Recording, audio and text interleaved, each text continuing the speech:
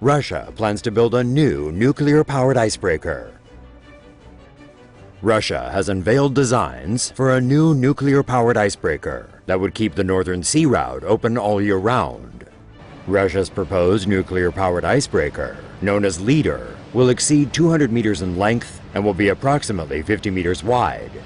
It would be capable of plowing through 2-meter-thick ice at a speed of 29 kilometers per hour. It would also be capable of cutting through ice up to 4.5 meters thick.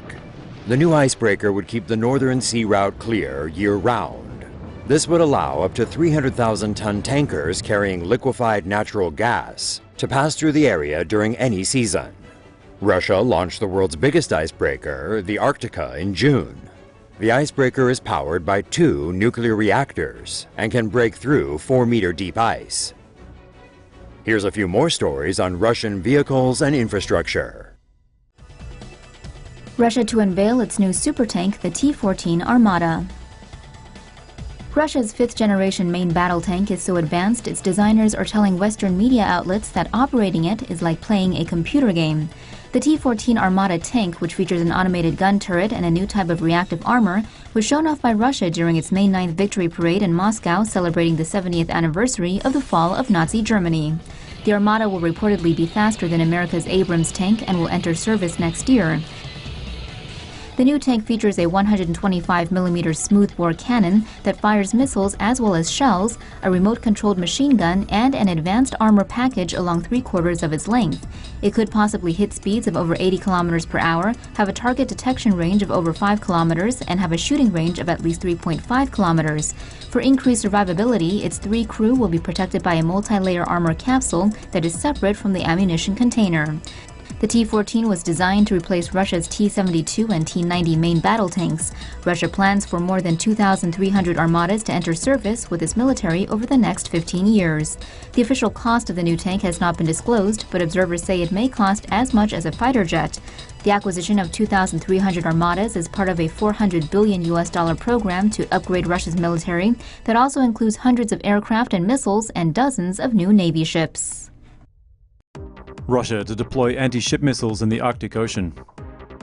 Russia will deploy a new anti-ship weapon in the Arctic Ocean this year, according to a statement on Monday from Northern Fleet Commander Admiral Vladimir Korolev. The Bastion P coastal missile defense system carries 2 P-800 Onyx cruise missiles. The missiles are 8.6 meters long and 6.7 meters in diameter and can carry warheads of up to 250 kilograms. The weapon can launch its 2-stage missiles within 5 minutes of arriving at a launch site. Its 2 missiles have a firing interval of just 2 to 5 seconds.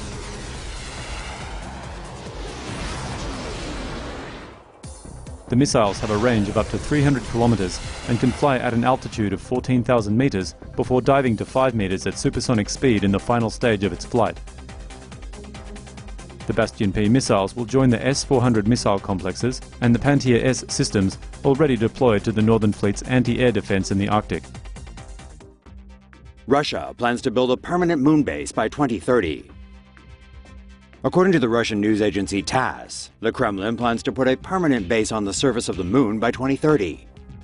Russia's eventual manned mission to the moon will involve the payload and the upper stage of the Angara A-5V heavy lift carrier rocket. The rockets, launched in pairs, will all carry a piece of equipment essential to the moon mission. Each rocket can carry up to 700 tons.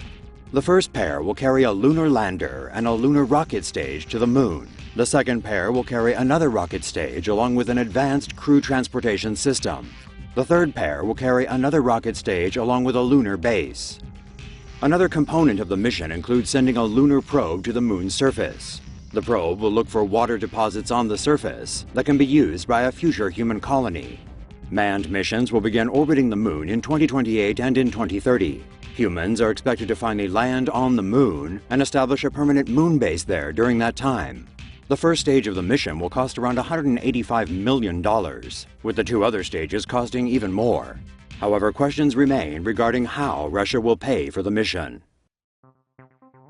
Russia developing robot to mimic enemy submarines. Vladimir Putin could soon have an ocean-going drone at his disposal that can mimic the characteristics of different submarines, making it useful for naval drills or spy missions. The Surrogate, an autonomous unmanned submarine powered by lithium-ion batteries that can operate for 15 to 16 hours at a time, is being developed by a Russian military contractor. The drone measures more than 50 feet long and weighs almost 40 tons, with a maximum diving depth of almost 2,000 feet.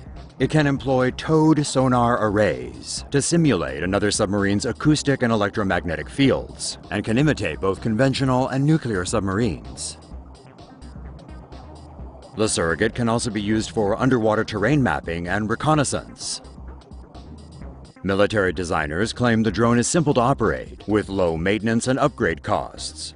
They are currently in talks with the Russian Navy and believe there may be interest from foreign buyers. See a story that really should be animated? Suggest stories to TomoNews now.